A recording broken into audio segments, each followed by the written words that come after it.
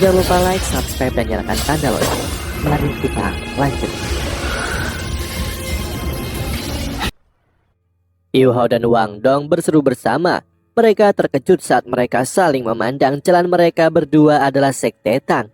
Mereka tertegun sejenak. Apakah chemistry ini? Jalan yang mereka pilih persis sama. Penatuamu tersenyum dan berkata, Wang Dong, katakan padaku lebih dulu. Mengapa kamu memilih jalan ini? Apa artinya bagimu? Wang Dong menjawab, aku sendiri sebenarnya tidak terlalu yakin. Kedua jiwa bela diriku adalah tipe serangan tanpa ragu. Jalanku harus berdasarkan serangan. Tapi selama proses meditasi mendalam, kata-kata sekte Tang muncul tanpa alasan. Aku juga menyadari kekuatanku terkait erat dengan berbagai kemampuan sekte Tang. Selain senjata rahasia, sisa metode sekte Tang selaras dengan keterampilanku. Baik Dewi Kupu-Kupu Cahaya dan Palu Hotian membutuhkan taktik serangan. Master jiwa yang paling akurat hanya melepaskan kekuatan jiwanya. Sedangkan Master jiwa yang lebih kuat melepaskan kekuatan jiwanya dengan cerdas. Aku berharap untuk menjadi master jiwa yang menggabungkan keterampilan jiwaku dengan teknik sekte Tang. Inilah jalan yang ingin kuambil. Penatuamu mengangguk dan berkata, bagus sekali. Yu Hao, bagaimana denganmu? Yu Hao memandang Wang Dong terlebih dahulu dan berkata, situasiku lebih kompleks daripada Wang Dong, tapi kupikir sekte Tang lebih cocok untukku. Aku punya dua jiwa bela diri. Satu adalah tipe kontrol dan yang lainnya adalah tipe serangan. Saat aku bisa menggunakan keduanya, efeknya dilepaskan sendiri-sendiri. Sangat penting bagi kultivasi masa depanku untuk menggabungkan kedua jiwa bela diriku. Pada saat yang sama, aku bukan hanya master jiwa, tetapi juga seorang insinyur jiwa. Jika aku hanya menumbuhkan jiwa bela diriku, aku hanya akan menjadi master jiwa murni. Tapi aku tidak berharap begitu. Aku tidak mau meninggalkan alat jiwaku. Itu sebabnya aku berpikir tentang sekte Tang. Aku telah mempelajari semua 6 teknik rahasia hebat dari sekte Tang. Mata setan ungu, tangan giok misterius, cakar penangkap naga, langkah bayangan hantu, 100 senjata tersembunyi, dan teknik surga misterius. Aku lebih terampil dalam teknik surga misterius dan mata setan ungu. Di antara 6 teknik ini, aku hanya memiliki pengalaman sedikit dengan 4 teknik lainnya. Tetapi ketika aku memikirkan sekte Tang, aku terkejut. Semua kemampuanku dapat dikaitkan dengan sekte Tang. Mata rohku sangat terhubung dengan mata setan ungu. Aku berhasil memiliki kemampuan tipe spiritual seperti spirit shock karena mata setan ungu. Pencapaian mata rohku dalam aspek kontrol spiritual juga dapat membantuku menggunakan banyak teknik rahasia sekte Tang. Ini termasuk senjata rahasia sekte Tang. Dan keterampilan jiwa tipe S ku akan lebih efektif jika dikombinasikan dengan teknik penangkap naga sekte Tang dan gerakan kaki. Seperti yang dikatakan Wang Dong, itu akan sangat meningkatkan kemampuanku. Ketika aku pertama kali mempelajari senjata rahasia sekte Tang, senior tetua mengatakan satu-satunya cara untuk membangun kembali kejayaan sekte adalah dengan menggabungkan alat jiwa dan senjata rahasia. Aku semakin cenderung percaya ini akan berhasil. Itu sebabnya jalan masa depanku akan menggabungkan teknik rahasia sekte Tang dengan kemampuanku sendiri. Ini adalah pilihanku. Penatuamu mengangguk berulang kali ketika dia mendengar kata-kata Yu Hao. Kalian berdua telah membuat pilihan yang baik. Teknik rahasia sekte Tang pernah makmur di bawah Tang San, pendiri sekte Tang. Tang San berhasil menyelamatkan dunia para master jiwa menggunakan 6 teknik rahasia besar sekte Tang dan menerobos kemacetan, mencapai kemajuan pesat. Runtuhnya sekte Tang tidak dengan runtuhnya teknik rahasia sekte Tang ini. Hanya saja tidak semua orang cocok dan mampu menguasai teknik rahasia sekte Tang. Kalian memiliki bakat luar biasa. Aku harap dapat terus berjalan di jalan ini dan menyempurnakannya. Kalian akan mewarisi kekuatan luar biasa leluhur sekte Tang dan menulis legenda kalian sendiri. Penatuamu membalikan pergelangan tangannya dan sesuatu muncul di kedua telapak tangannya. Di depan Yu Hao ada tulang lengan kiri kalajengking giok es yang pernah dilihatnya di pelelangan peringkat teratas lelang Starlight. Kabut yang tebal dan dingin menyebabkan suhu di aula turun dengan cepat. Dan ada tulang lengan kanan di tangan penatuamu yang lain. Tulang lengan kanan ini menampilkan dirinya dengan emas terang, dan pancaran yang berasal darinya membawa aura ketajaman yang intens. Yu Hao, aku sudah menganalisis tulang lengan kiri ini sebelumnya. Ini adalah tulang roh yang berasal dari setidaknya 10.000 tahun binatang jiwa buas.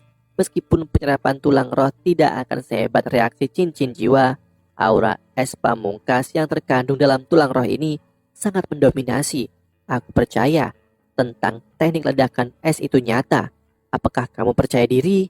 Mata Yuho berbinar dan dia menganggukkan kepalanya dengan kuat. Penatuamu tersenyum dan memberikan tulang lengan kiri kalajengking giok es. Dia berkata, kamu bisa mulai penyatuan di sini, Wang Dong. Tulang lengan kanan ini disebut sebagai iblis cahaya yang rusak. Aku mendapatkannya ketika aku masih muda tetapi sangat disayangkan. Aku sudah memiliki 6 tulang roh saat itu. Ini berasal dari makhluk jiwa tipe elemen yang sangat langka. Kehadiran yang kuat ini hanya dapat dipupuk di tempat di mana elemen cahaya berlimpah. Aku masih tidak yakin keterampilan jiwa apa yang dibawa tulang roh ini. Dan aku bisa tahu ketika itu menyatu denganmu. Tapi aku yakin itu membawa keterampilan jiwa serangan yang kuat. Ini juga memiliki efek pengekangan dan penahanan kuat pada semua kekuatan gelap dan jahat. Aku percaya Master Jiwa Jahat akan takut ketika melihatnya. Ketika tulang roh dipasangkan, yang terbaik adalah memasangkannya yang sesuai dengan yang kamu miliki. Karena kamu sudah memiliki tulang lengan kiri cahaya emas, penambahan iblis cahaya rusak ini akan sangat meningkatkan semua keterampilan jiwamu. Kamu juga dapat mulai menggabungkannya di sini. Aku akan melindungi kalian berdua. Yu Hao dan Wang Dong sama-sama terkejut, terutama Yu Hao. Setelah penatuamu mengekspos kalajengking giok esnya, dia masih cemas. Meskipun dia telah menyelesaikan meditasi mendalamnya, penatuamu telah menyerahkan tulang lengan kiri kalajengking giok es kepadanya sekarang, yang membuatnya lebih terjamin dan memungkinkan untuk memahami bahwa kata-kata penatuamu benar. Akademi tidak peduli tentang asal-usul jiwa bela diri keduanya. Keduanya menerima tulang roh masing-masing dan duduk bersila di kedua sisi penatuamu. Wang Dong dengan lembut membelai permukaan tulang iblis cahaya rusak. Pada saat yang sama lengan kirinya juga menyala dengan cahaya api keemasan yang intens. Cahaya keemasan merembes ke iblis cahaya rusak perlahan dan menyebabkan tulang lengan kanan menyala dengan cahaya yang sama juga. Aura cahaya yang intens menyebabkan tubuh Wang Dong menjadi transparan lagi. Sayap Dewi kupu-kupu cahaya mengepak terbuka di belakang punggungnya sebelum membentang ke depan untuk menutupi seluruh tubuhnya. Lingkaran emas mulai menyebar dari tubuhnya. Tulang roh yang diberikan penatuamu adalah harta akademi dan bukan hadiah dari turnamen. Karena tulang roh dipilih secara pribadi oleh penatuamu, itu dijamin akan sangat cocok dengan Wang Dong. Di tengah gelombang aura cahaya, tulang iblis cahaya rusak mulai menyatu dengan lengan kanan Wang Dong. Wang Dong hanya merasakan sedikit kehangatan di lengan kanannya dan tidak mengalami rasa sakit. Sangat mudah bagi Wang Dong untuk menyerap iblis cahaya rusak karena Dewi kupu-kupu cahaya pernah disucikan oleh aura cahaya pohon emas. Tapi dia masih kalah dengan Yu Hao dalam hal kecocokan. Yu Hao merasakan perasaan kedekatan yang tak terlukiskan yang datang dari tulang kiri kalajengking giok es ketika memasuki tangannya. Jika tulang roh ini muncul di depan para master jiwa lain, mereka akan segera dipengaruhi oleh dingin yang dilepaskannya.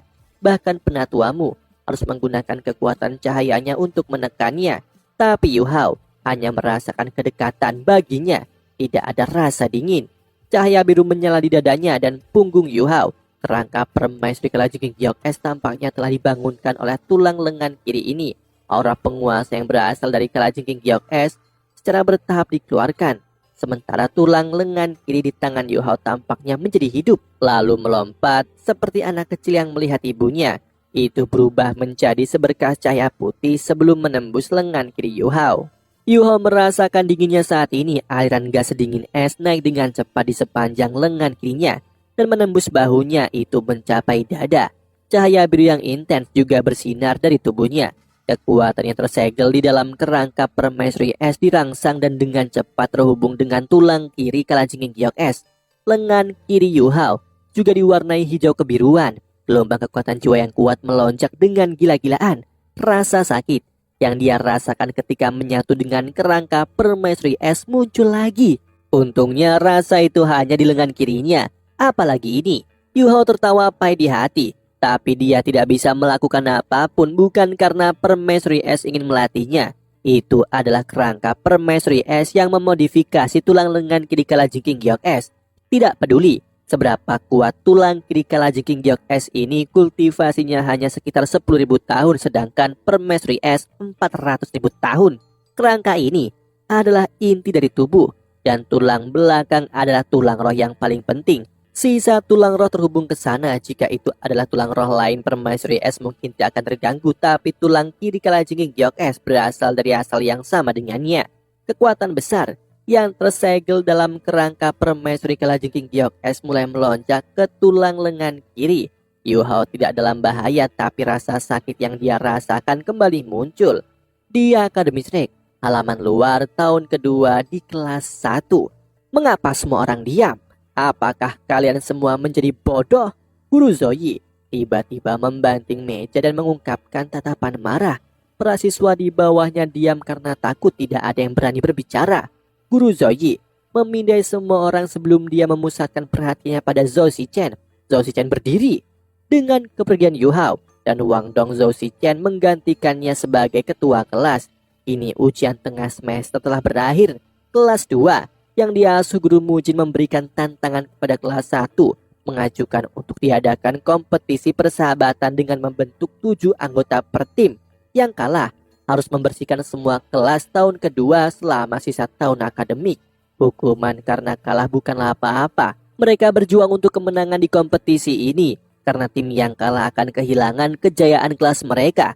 Meskipun tanpa Yu Hao, Wang Dong, dan Xiao Xiao, kelas 1 masih menjadi kelas terbaik. Dan kini, status ini akan dipertaruhkan. Guru Zoyi dan Guru Mujin adalah saingan cinta di masa lalu. Guru Zoyi juga memiliki temperamen panas. Setelah diprovokasi oleh Guru Mujin, dia menerima tantangan secara langsung. Namun, dia segera menyesal menyetujui tantangan ini. Dia secara alami tidak akan takut jika Yu Hao, Wang Dong, dan Xiao Xiao berada di akademi. Bagaimanapun kelas 2 memiliki Dai Huabin, Qi Wanyu, Zulu, dan yang lainnya. Kelas 1 akan memiliki keunggulan absolut hanya jika 7 anggota dipilih untuk bersaing, tetapi dia telah kehilangan 3 siswa yang paling berprestasi. Meniadakan keunggulannya dalam kompetisi ini dikabarkan bahwa kekuatan jiwa Dai Huabin telah mencapai peringkat 39 setelah periode kultivasi yang tak kenal lelah. Dia mungkin menjadi leluhur jiwa termuda Akademi Shrek. Dai Huabin sendiri sangat kuat, tidak seorang pun dari kelas 1 yang bisa menang melawannya dalam situasi 1 lawan 1. Selain itu, Dai Huabin dan Zulu memiliki fusi harimau putih neraka. Dalam pertempuran tim 7 lawan 7, dibutuhkan keajaiban bagi kelas 1 untuk menang. Guru Zoyi sudah tahu ketiganya sudah kembali ke akademi namun berada di pavilion Dewa Laut. Dia terus bertanya kapan mereka akan kembali ke halaman luar pada Guru Fan Yu, namun Guru Fan Yu tak punya otoritas apapun di pavilion Dewa Laut, bahkan untuk sekedar bertanya informasi. Di pikiran Guru Zoyi, kekalahan di kompetisi persahabatan ini akan menjadi akhir. Zhou Shichen diberi hak oleh Guru Zoyi untuk memilih timnya. Chou Jin Xuan dan kedua saudara Lan yang pertama dipilihnya. Zhou Shichen dengan cepat memilih 3 lainnya yang terkuat. Mereka semua adalah master jiwa tipe serangan. Dengan demikian, tim 7 mereka dibentuk. Guru Zoyi mengangguk dan berkata, baiklah, kalian bertujuh akan berlatih di sore hari. Persaingan besok akan tergantung pada kalian bertujuh. Tidak ada hukuman karena kalah, tetapi hadiah menang dibebaskan dari tugas pembersihan kelas. Kelas telah berakhir. Setiap orang bebas melakukan apapun yang kalian inginkan. Kalian bertujuh ikut aku. Setelah dia selesai berbicara, Guru Zoyi berbalik. Meskipun dia tidak percaya diri dalam kompetisi besok, dia juga tidak mau menyerah. Dia membuat persiapan menit terakhir dan memberikan tips tentang bagaimana murid-muridnya harus bekerja dengan satu sama lain. Di kelas 2, mereka juga memilih tim.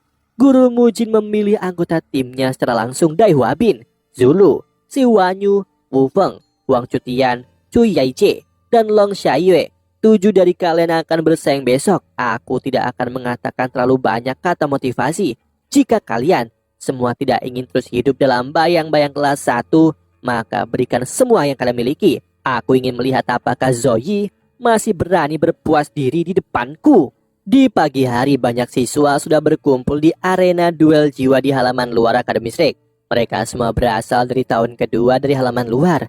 Dan bukan hanya siswa dari kelas 1 dan kelas 2. Siswa dari kelas 3 dan kelas 4 juga berkumpul di sini.